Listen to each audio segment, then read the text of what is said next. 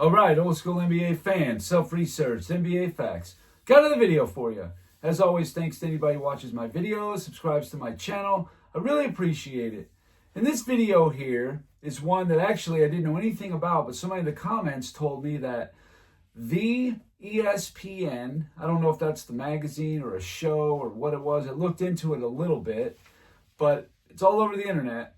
The ESPN voted LeBron James in 2016 was the greatest finals MVP of all time.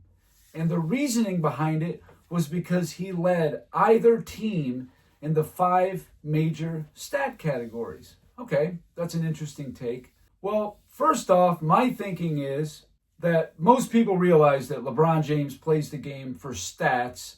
The winning is just a byproduct of the stats. Whereas a player like a Magic Johnson, a Kobe Bryant, a Michael Jordan, a Larry Bird, the stats are a byproduct of the winning. They're playing to try to win the game, not rack up stats. But either way, fine. We're going to go by what they're saying. The reasoning is because he led either team in all 5 major stat categories. We know on offense that he always has the ball in his hands. It's easy for him to rack up assists, points, all that kind of stuff. On the other side of the ball, when he plays free safety, it's easy to get into the passing lanes, to come in for weak side blocks, all that kind of thing. All it takes is LeBron to be motivated on the defensive end. And you'll see in those games 5 and 6 where he was so highly motivated, thinking that maybe they could come back to win, and he was actually giving effort. But either way, I'm not trying to take anything away from him. He did lead both teams in the 5 major stat categories. But when you look at the people who played for Golden State, Steph Curry, Klay Thompson, Harrison Barnes, Sean Livingston, Barboza, these guys are little. They're like, 6'2 to 6'4", every one of them. I think Klay Thompson might be like 6'5". The bigger players on here, Andre Iguodala and Draymond Green, are 6'6". Green weighs 230 pounds and Iguodala is 215. So he's got a 3-inch, 30, 40-pound advantage on these guys. And I've said this before in other videos. Somebody who has an extreme physical advantage does not necessarily make you great. Now, you can disagree with me. That's fine. Not worried about it. Shaquille O'Neal, when he was winning all those finals MVPs for the Lakers, well, there was nobody that could just physically match up with him. He was just so much bigger, stronger, taller, all those kind of things, had a big weight advantage. Literally, all physical. You just give him the ball, he turns around and just dunks right through people. To me, that's not necessarily skill. That's just a physical advantage. And I think the same thing is going on here with this one.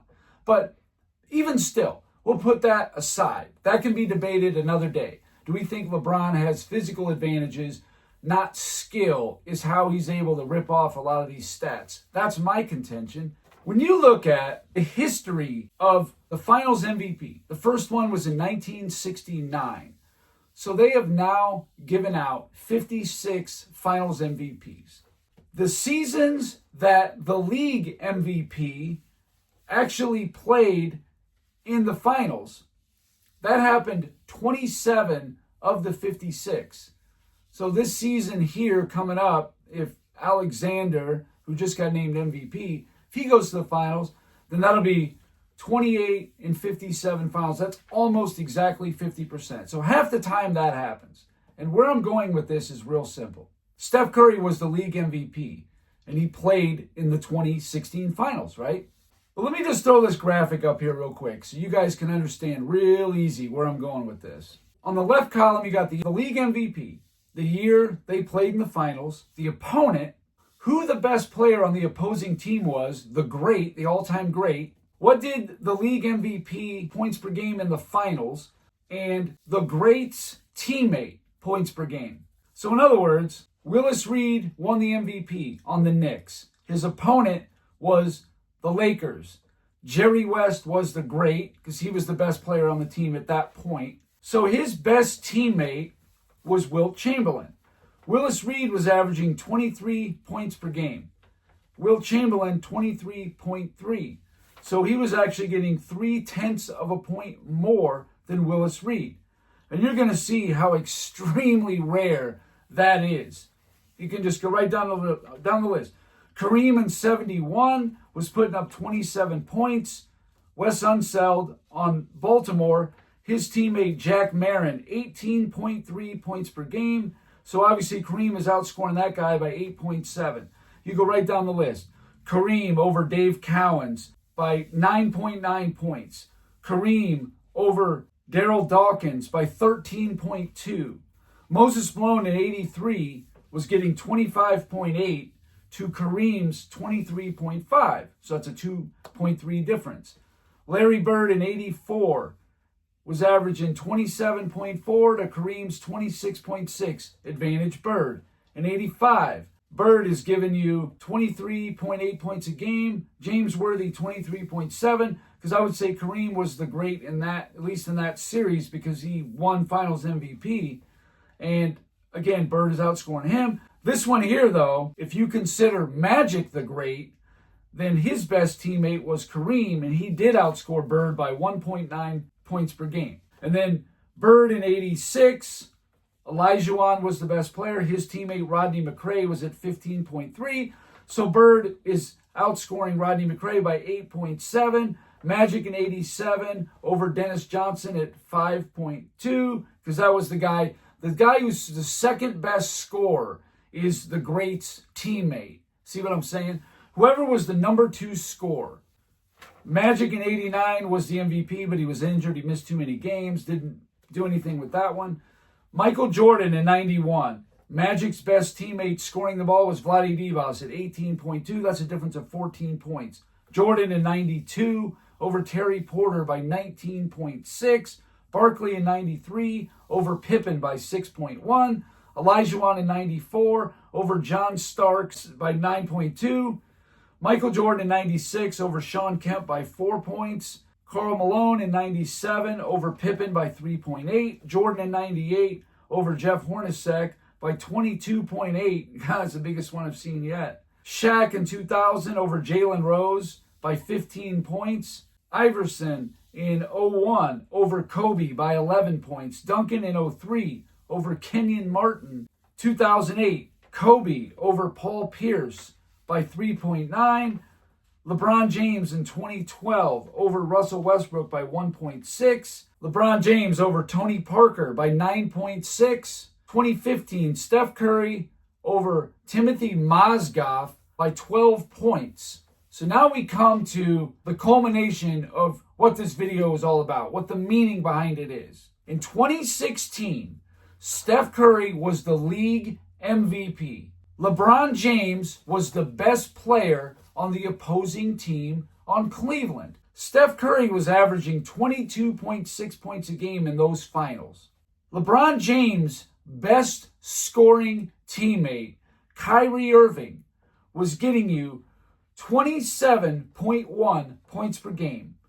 That's a difference of 4.5 points per game. So Kyrie Irving was outscoring the league MVP by 4.5 points a game. Your second best player. If Kyrie Irving is giving you this kind of production that is not only neutralizing the league MVP, Golden State's best player, but actually besting him, I don't even see how LeBron has a leg to stand on as far as the best finals MVP ever. When you have a teammate who is a counter to the league MVP, give me a break in points per game. The only times it was ever done, like I just went through them all, was in 1970 by 0.3 of a point, Chamberlain over Willis Reed. 1985, Kareem over Bird by 1.9. And then in 1988, Adrian Dantley outscored Magic by 0.2 of a point. That's it. That's the only times it's happened since Finals MVP has been around. The best player's teammate outscored the league MVP in the finals. Now, you could go with a different opinion on maybe some of these, who you think the best player on the team was, but the second best teammate is almost a lot, as far as the scoring the ball, would be a lock. You can say whoever you want was the actual best player, that's fine. But the second leading scorer on the opposing team, that's set in stone. There's nothing you can do to change that. The whole point of this is LeBron James had a teammate who outscored the league MVP. I'm saying that leading both teams in the 5 stat categories, that's fine and all, but Kyrie Irving was actually in the conversation for MVP. LeBron's block, we know that was a goaltend, so before anybody says anything about historic play or whatever, that was a goaltend. LeBron James averaged 29.7 points per game on a lot more shots than Irving. Irving averaged 27.1. So he's right there in the ballpark of LeBron. Kyrie Irving was shooting 40.5% from 3 and 93.9% from the free throw line. That's extraordinary. And also, LeBron James led either team in turnovers and missed field goals. Let's not forget about those little nuggets. But of course, they're not going to mention that. But there really was nobody to stop LeBron James on Golden State. Who you got? There's nobody there. Andrew Bogut? Yeah, he played 60 minutes for the entire finals. He missed 2 whole games. He was averaging 12 minutes a game for the 5 games that he played. You got that Festus Ezeli guy. He averaged 8.5 minutes a game. That's it. That's who you got. I think that people are definitely selling Kyrie Irving short. For me, the best finals MVP would be the guy who was the most valuable, that was the biggest separator between the best player and the second best player. 2016 is not it. Kyrie Irving hit the series-winning shot. He scored almost as much as LeBron did. He shot 40.5 from 3, which led the team in free throws, 3-point percentage. He was awesome in that series. But I don't understand this at all. I'm thinking more like a 1997 Finals MVP. Like Michael Jordan was so much better than the next best player. Not just in scoring, but the whole thing. I mean, Jordan was really good, but there was no one else there. Like, you got to have a disparity between the first guy and the second guy. Like 94. Hakeem Olajuwon, clearly the best player on Houston by a huge margin. That's just wasn't what was happening in 2016. LeBron James was not severely better than Kyrie Irving in the finals. No way. He was maybe a little better just because of the stats or whatever. Shot a little better because he was so much bigger, had the physical advantage. But Kyrie Irving was right there. I mean, he was a 1B in that finals. That's the guy you think had the greatest finals MVP ever? Please. Man, you guys are really reaching with this stuff. It's ridiculous. I wasn't even planning on doing a video about this at all. But when somebody told me this, I immediately said, well, I got to look into it. Is that really true? And then once I confirmed it was true, I went through and, ripped that to shreds. That's not how it should be done at all. It should be someone who is by far the best player on a team that won the series, not a guy who was a little bit better than the second best guy. No, that's not it at all. That is not going to earn you the best finals MVP ever. It's ridiculous. Rick Barry in 75 comes to mind. That was a very, very great performance by him.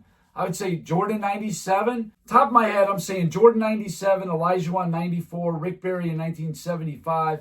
Those would be the 3 since they've given finals MVPs out. I wouldn't even say Giannis in 21. Chris Middleton was awesome in that finals. Okay, maybe Jokic, he could be in the conversation, I guess. But LeBron always has that 1B guy when he's winning championships, whether it's Dwayne Wade, Anthony Davis, or Kyrie Irving. He's always got that guy who's right there. I don't buy this one at all. I think it's junk. I kind of did this one on the fly a little bit. I'll make this graphic at least, but I hope people understand what I'm talking about when I put this graphic up.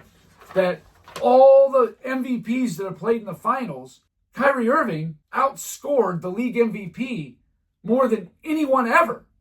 And that's the second best player on the team outscoring the league MVP on the other team by 4.5 points, which is far and away the biggest differential since finals MVP came around. Oh, to me, that is very telling why LeBron James should not even be close, shouldn't even be considered for the best Finals MVP of all time. What a joke.